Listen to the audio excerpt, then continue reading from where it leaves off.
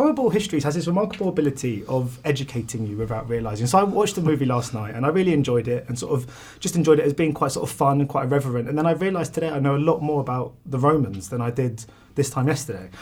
Is that the sort of same for you guys, just being a part of it? Do you find as you go along you're kind of subtly learning kind of, you know, in your subconscious as the project's kind of ongoing? Definitely, 100%. I've learned I'd say I've learned more making this film than I have in a few years of history class.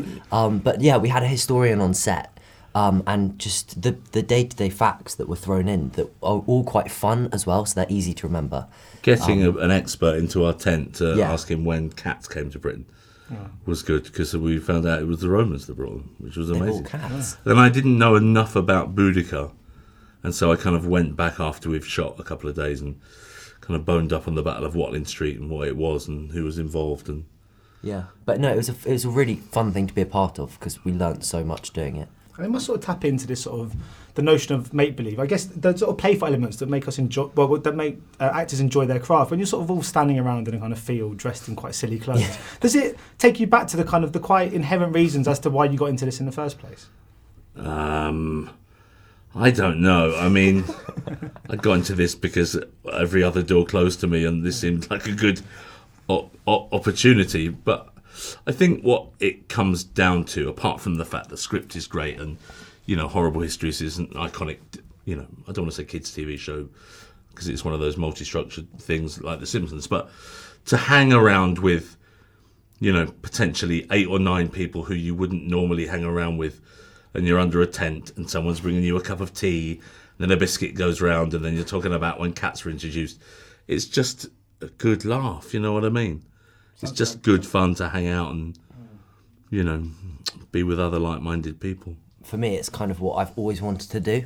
And yeah, like you said, being in a costume with people like Nick Frost sat next to you, it was crazy. Yeah. Yeah, because I'm assuming you must, I mean, you were so many experienced people working on this set that you must have learned so much from those around you. And also, Nick, do you remember, was there anyone that kind of took you under their wing, or anyone that you remember you learnt off a lot when you were sort of started off in the industry? Oh, God, I don't know about that. I watch a lot of people. Even now, I never not go onto a set and learn something, or watch and see what lens people are using, or the equipment, or... You know, I never stopped watching how it works because I find it fascinating. You know, I don't think I ever loved anything as much as the process of making film and television. So to get a chance to do it all the time, and, you know, I always think actors, we come on set and we say our lines and that's kind of it. But, you know, I've never really seen any crew member make a mistake or mess up, or... I think it's just expected that they're perfect, and to see them do that, you know, we might work for 4 or 5 weeks and then we wrap, and then we might not work for 3 months, and then we, you know, but crews do it every day. Yeah. They could wrap a big film on a Friday and go and start on a Monday, and they just get on with it, and they're amazing. And it's just nice to be around that passion, you know. And Sebastian, I was really, well, according to a biography I read about you online, you're known to your friends as Bash? Yes. Where did that nickname come from? It's kind of always what I was called. I could never say Sebastian when I was younger, so I used to kind of get Bastion. And then, I think just from there, and then I fell out of a tree when I was younger and broke both my arms and my nose. So yeah, my mates quite enjoyed calling me Bash. Yeah. Make up a different history for that name.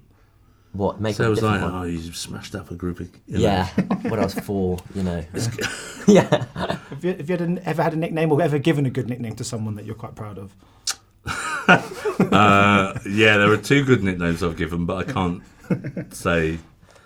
No, I mean, I think like Rhino, like someone at work used to call me Chunk, but he died.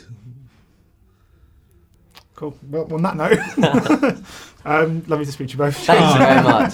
Thanks for having us. Thank you very much. It's lovely to meet you. Ladies and gentlemen, you're watching Hey You Guys!